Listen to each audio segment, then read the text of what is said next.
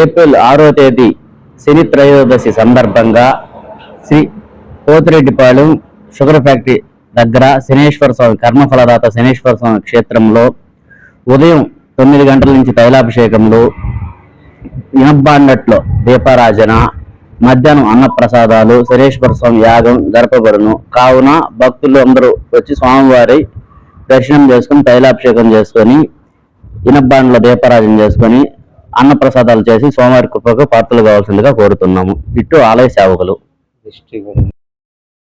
ఉమ్మడి నెల్లూరు జిల్లా నాయుడుపేట పట్టణంలో ప్రజాగళం సభలో మాజీ ముఖ్యమంత్రి నారా చంద్రబాబు నాయుడు మాట్లాడుతూ రానున్న సార్వత్రిక ఎన్నికల్లో తెలుగుదేశం పార్టీ ఘన విజయం సాధిస్తోందని అన్నారు. సూలూరుపేట శాసనసభ్యులు కిలివేటి సంజీవయ్య పెద్దిరెడ్డి రామచంద్రరెడ్డికి బినామీగా ఉంటూ స్వర్ణముఖి నదిలో ఇసుకను అక్రమంగా ఇతర రాష్ట్రాలకి తరలిస్తూ పెద్దిరెడ్డి రామచంద్రరెడ్డికి కొమ్ము కాస్తున్నారని అన్నారు. ఎమ్మెల్యే ఇలాంటి ముఖ్యమంత్రి మనకు అవసరం అంటూ ఎద్దేవా చేశారు మాజీ ముఖ్యమంత్రి నారా చంద్రబాబు నాయుడు.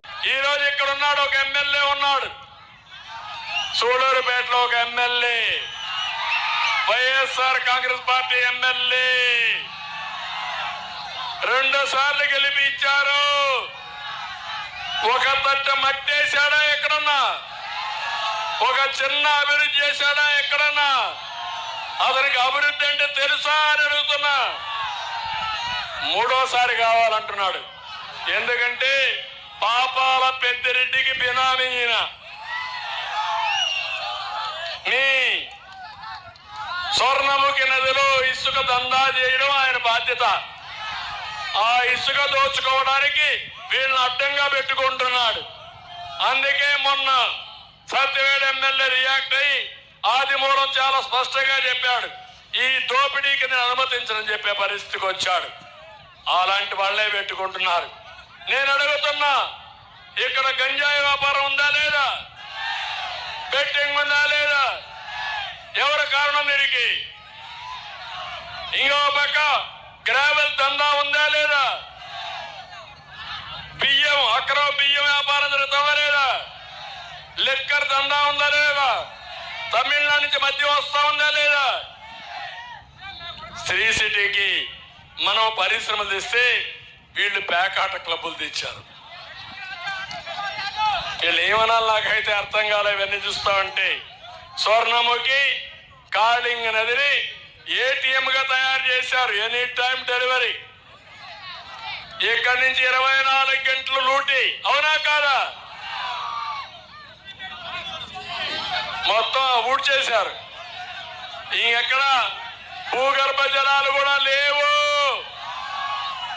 ఒకప్పుడు మీరందరూ అడిగేవాళ్ళు, కొంతమంది తమిళుడు భూకంపం కూడా వచ్చింది. భూమి ఉంది వేస్తే ఏమవుతుంది తమిళు? ఎక్కడ చూసినా కేజీఎఫ్ తయారు చేశారు. కొండలన్నీ మింగేశారు. ఆనకొండలు, నదులన్నీ మొత్తం ఊడ్ చేశారు. ఇసుకే లేకుండా. ఎక్కడైనా నీళ్లు నిలుస్తున్నాయా మీ ఊర్లో? మీ బావుల్లో నీళ్లు ఉన్నాయా? ఇప్పుడు మీ బోర్లో నీళ్లు వస్తున్నాయా? అది ఒకప్పుడు ఉండేదా? ఒకప్పుడు నేను ముఖ్యమంత్రిగా ఉన్నప్పుడు మిషనరీ పెట్టకూడదు, లేబరే చేయాలి, ఇంత లెవెల్ కంటే తీయకూడదు, భూగర్భ జలాలు ఉండాలి, చెక్ డ్యాములు కట్టాం, అన్ని చేసి ఆ రోజు ముందుకు పోతే అన్ని పోయే పరిస్థితికి వచ్చింది. అందుకే నేను ఒకటే చెప్తున్నాను, మత్స్యకారులు ఇక్కడ కొంత అడిగారు, పులికాట్ ముఖద్వారం వద్ద పూడికి తీయాలని. ఎప్పుడూ మన మత్స్యకారులకి తమిళనాడు మత్స్యకారులు గొడవలు ఉంటాయి. నాకు అర్థమైంది, మీకు న్యాయం చేసే బాధ్యత, మత్స్యకారులకు అన్ని విధాలు ఆదుకునే బాధ్యత నాది. వాటర్ గ్రిడ్ పెడతాం, ఇంటింటికి మంచినీళ్ళు ఇస్తాం. వేముగుంట పాలెంలో పొర్లకట్లు మరమ్మతు చేయమన్నారు, అవి కూడా చేపిస్తాం. స్వర్ణముఖి మొత్తం ఒకప్పుడు ప్రారంభించాను. చెక్ డ్యాములు కట్టి భూగర్భ జలాలు పెంచడానికి నేను కృషి చేస్తానని మీ అందరికీ హామీ ఇస్తున్నా. తమ్ముళ్ళు ఇప్పుడు ఒకటే అడుగుతున్నా, మీకందరికి అనుమానం ఉంటుంది, మీకు ఓటేస్తే ఏమవుతుందని. మాకు ఓటేస్తే రాష్ట్రానికి పెట్టుబడులు వస్తాయి, మీ బిడ్డలకు ఉద్యోగాలు వస్తాయి. మాకు ఓటేస్తే మీ పంటలకు గిట్టుబాటు ధర వస్తుంది, మీ పొలాలకు నీళ్లు వస్తాయి.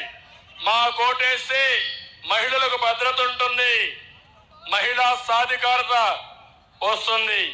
మా కోటేస్తే కరెంటు ఛార్జీలు, మద్యం ధరలు